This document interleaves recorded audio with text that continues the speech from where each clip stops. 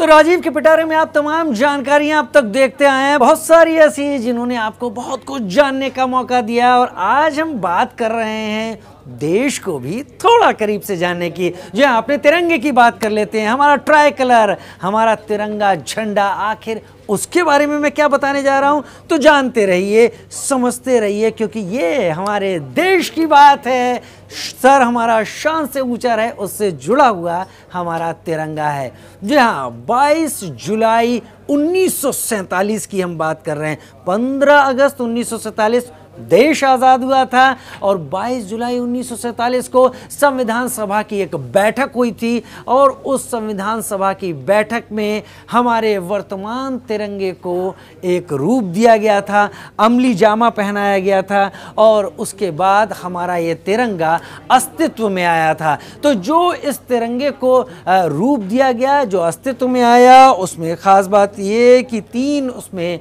क्षैतिज पट्टियाँ हैं और तीनों में सबसे ऊपर केसरिया, बीच में सफ़ेद रंग और सबसे नीचे हरा है। बीच में अशोक का एक चक्र है जो कि प्रगति, रफ्तार, तमाम चीज़ों का यहाँ पर प्रतीक है। इसमें करीब 24 तीलियाँ हैं इस पूरे चक्र में। लेकिन हम बात करने जा रहे हैं कि आखिर ये जो हमारे देश का तिरंगा है, ये किस काल, किस रूप में आगे बढ़ते हुए वर्तमान स्वरूप में आया। तो चलिए 7 अगस्त 1906 की हम बात करेंगे। और जो तिरंगे का स्वरूप आप अभी देख पा रहे हैं वीडियो में, ये वो तिरंगा था जिसे पारसी बागान चौक, ग्रीन पार्क, यानी आज का जो कोलकाता है वहाँ पर फहराया गया था। और इसमें भी आप 3 पट्टियाँ देख रहे हैं, 3 पट्टियाँ, इसमें चांद, तारा, चांद भी बना हुआ है, सूरज भी बना हुआ है, ऊपर कमल का फूल, सबसे ऊपर की पट्टी में कमल का फूल है। लेकिन इसके बाद दूसरा ध्वज पेरिस में फहराया गया, भारत से सीधे पेरिस। और ये 1907 में मैडम कामा और उनके सहयोगियों ने फहराया था, जिनको कि भारत से प्रत्यर्पित या ऐसे क्रांतिकारी थे जिनको भारत में जो अंग्रेज़ ब्रिटिश हुकूमत थी उसने भारत से बाहर कर दिया था, लिहाजा उन्होंने वहाँ पर इस ध्वज को फहराया। इसमें सिर्फ एक फ़र्क था कि ऊपर कमल नहीं आपको दिखाई पड़ रहा होगा और बाकी कुछ चीज़ें एक जैसी इस तस्वीर में आपको दिख रही होंगी।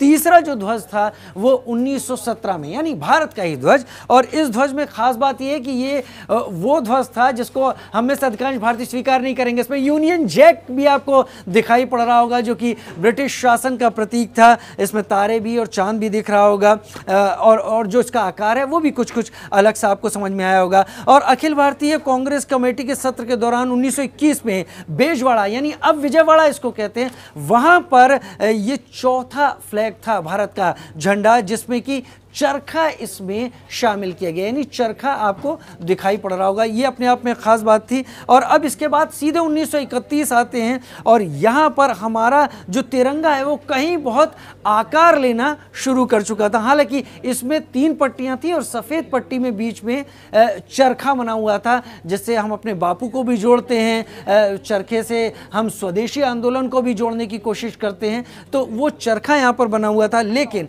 22 जुलाई 1947 में आते हैं, देश आज़ाद हो चुका है और आज़ाद होने के बाद जो संविधान सभा की बैठक होती है, उस बैठक में ये स्वरूप स्वीकार किया जाता है, जहां ठीक आज जिस तिरंगे को हम अपनी आन बान शान का प्रतीक मानते हैं, वो तिरंगा इस रूप में स्वीकार किया गया है। लेकिन एक ख़ास बात हम यहाँ पर आपको बता देना चाहेंगे, 2002 में फ्लैग कोड एक नया मंजूर किया गया और उसके बाद पहली बार देश के नागरिकों को यह हक मिल पाया कि अपने घर पर अपनी मर्ज़ी से, अपने प्रतिष्ठान पर देश का झंडा हम फहरा सकते हैं और पूरे शान के साथ अपने प्रतिष्ठान, अपने घर पर उसको देख भी सकते हैं। हालांकि इससे पहले ऐसा नहीं था। लेकिन कुछ डूज एंड डोंट्स हैं। डोंट्स क्या हैं वो हम आपको यहाँ पर जल्दी से बता देते हैं। और डोंट्स में ख़ास बात यहाँ पर कि ये जो झंडा है इसका पहली बात पूरा सम्मान किया जाना चाहिए। इसे धरती पर नहीं इसको टच करना चाहिए, छूना चाहिए, या पानी पे या पैरों में नहीं लगना चाहिए। इस झंडे को किसी तरीके से किसी भी मौसम में आप फहरा सकते हैं, लेकिन सूर्योदय से सूर्यास्त तक ये एक सम्मान इसका होना चाहिए। और अगर इस ध्वज के सामने भारत की सीमा में कहीं भी कोई दूसरा ध्वज है तो वो इससे ऊपर नहीं फहराया जा सकता, इससे ऊंचा नहीं हो सकता। तो आप जान गए होंगे तमाम चीज़ें हमारे झंडे के बारे में। बहुत कुछ ऐसा है जो गूगल बाबा आपको भी जानकारी में मदद कर सकते हैं, लेकिन हम हैं ना, वहाँ जाने की क्या ज़रूरत है, यहाँ आइए। अगर तिरंगे के बारे में, झंडे के बारे में ये जानकारी आपको अच्छी लगी हो, अपने दोस्तों को बताएं। अगर कुछ कमी पेशी रह गई हो, नीचे कमेंट बॉक्स में ज़रूर बताएं क्या बेहतर कर सकते हैं। फिलहाल के लिए इतना ही। इन खबर चैनल को सब्सक्राइब करें और बेल आइकन दबाना ना भूलें।